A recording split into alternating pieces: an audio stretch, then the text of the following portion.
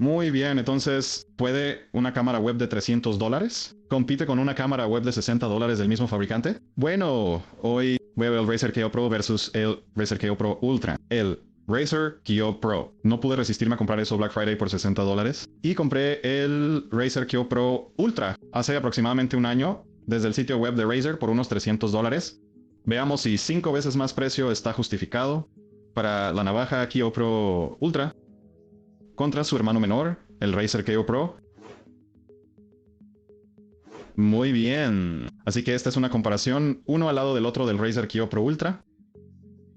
1080p60 y el Razer Kiyo Pro en el lado derecho.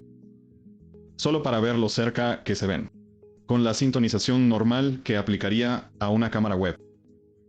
Con mi tipo de fondo más oscuro y azulado RGB detrás de mí, tratando de ser lo más preciso posible en términos de tonos de piel y todo lo demás.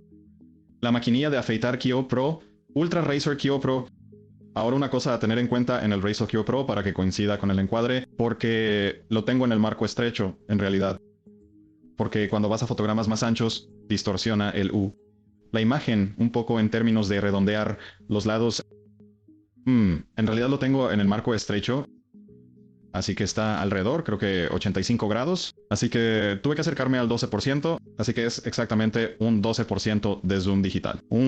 Solo para probar el movimiento, y si hay algún desenfoque de movimiento, lo haré. Ahora, ¿hay alguna diferencia en términos de velocidades de la cámara? De acuerdo, esas son mis configuraciones sintonizadas. De hecho, encontré que el Razer Kiyo Pro, con los diferentes ajustes y configuraciones que le hice.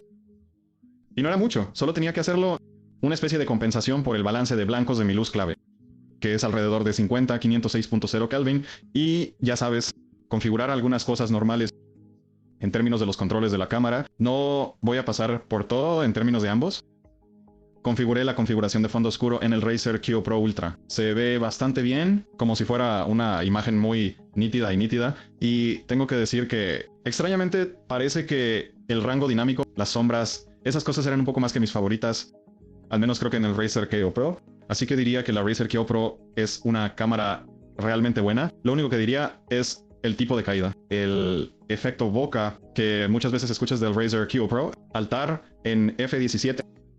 No creo que haya mucho allí, para ser honesto, porque sabes, es un tamaño de sensor y una pila de lentes tan pequeños. Es diferente que si dijeras una f17 en una cámara de fotograma completo o incluso una cámara con marco AVC. Por ejemplo, que estás viendo es un Sony con un objetivo f14, u23, u24 milímetros. Entonces, puedes ver que hay una gran diferencia en términos del efecto bokeh cuando se trata de una lente y un sensor más grandes. Así que creo que f17, veo muchos de esos números de valor f más bajos en sensores de cámara más pequeños.